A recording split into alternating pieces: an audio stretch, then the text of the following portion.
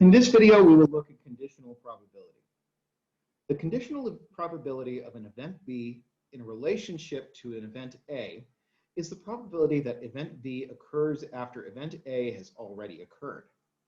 The formula for conditional probability is probability of B given A, which is equal to the probability of A and B divided by the probability of A. For example, the probability that Sam parks in the no parking zone and gets a ticket is 0.06 or 6/100ths.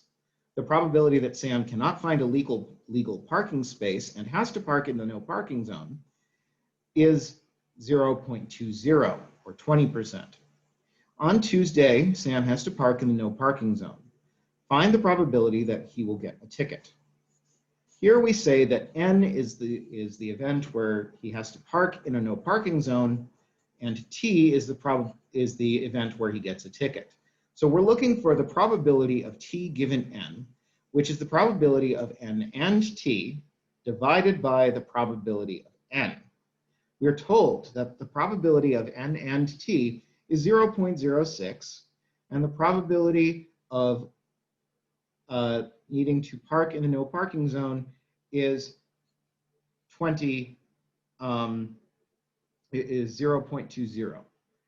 20%. If we divide 0.06 by 0.20, we get 0.30 or 30%. So there is a 30% chance that Sam will get a ticket given that he parked in the no parking zone.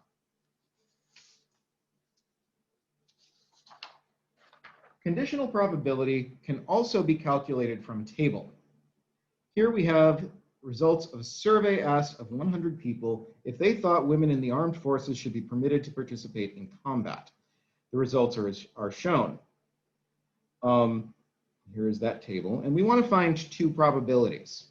We want to find the probability that the respondent answered yes, given the respondent was female, and the probability that the respondent was male, given that the respondent answered no.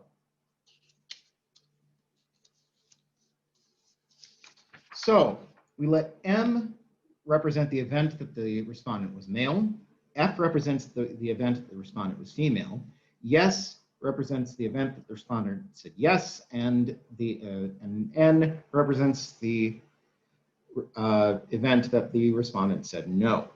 So first we're going to find the probability of female given they said yes. I think I got that backwards. Yeah, that should have been yes given the respondent was female.